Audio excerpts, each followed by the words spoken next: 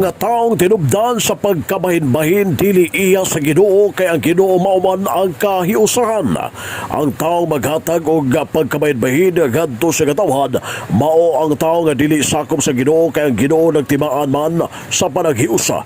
Kini ang gipadayag ni Archbishop Martin Sarmiento Habawa di Santos Gamisa nga gipaygayon di palamadugay dito sa parokya ni San Mateo sa Aluran, Misamis Occidental nga naghatag og pagtagad nga ang tao nga nagpasiugdag kagubot o pagkabahin-bahin iya sa nautan o dili sa Ginoo kaya mga sumusunod na Jesus mawa nagupot sa kinaiya nga na ang pagkamapamsanon, pagkamaaghop, pagkamapailubon, nagpuyo sa gugma anda mutabang sa mga nagkalisod-lisod, naghimo og nagdasig nga adunay panaghiusa. Dugang pa ni Archbishop Habawa nga dili iya sa Ginoo ang tao nga sinugdanan sa kagubot kay ang Ginoo man nagpadayag sa panaghiusa kay ang tinubdan sa panaghiusa mao man ang Amahan, Anak ug ang Espiritu Santo.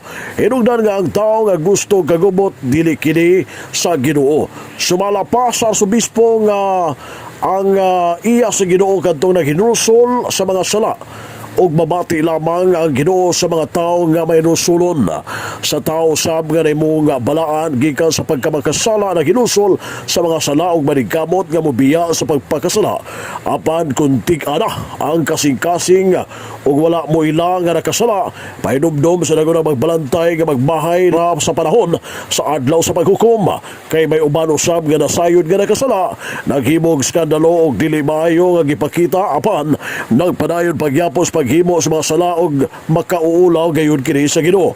Gidugang pa sa Arsobispo ilabi kadto mga anaa sa simbahan nga nagpadayon sa paghatag og iskandalo sa katawhan daw ang tao na ilang siya nakasala iyang gitraidor ang pagtulunan sa simbahan.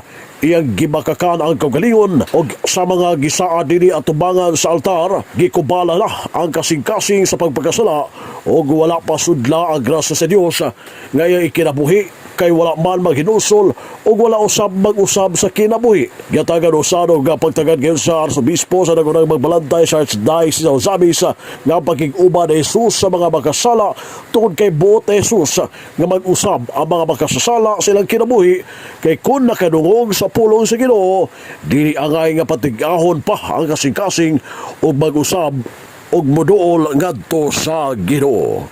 Ang hagit sa atong Ginoo aron kita maghinulsol pero kung dili na madutlan ang kasing-kasing nga moila nga siya nakasala siya rapod magbagay sa adlaw sa paghukom.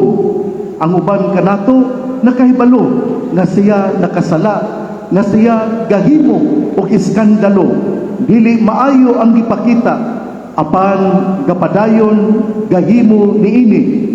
Maulaw gayud kita sa Ginoo labi na kung kita anaa sa simbahan. Gapadayon paghatag og iskandalo sa katawhan ug daw ang maong tao wala mo ila nga siya nakasala. Iyang gitraidor ang pagtulunan sa simbahan. Iyang gibakakan ang iyang kaugalingon nga iyang gisaad diha atubangan sa altar. Gikubalan ang kasing-kasing sa pagpakasala o wala pasudla ang grasya sa Dios sa iyang kinabuhi.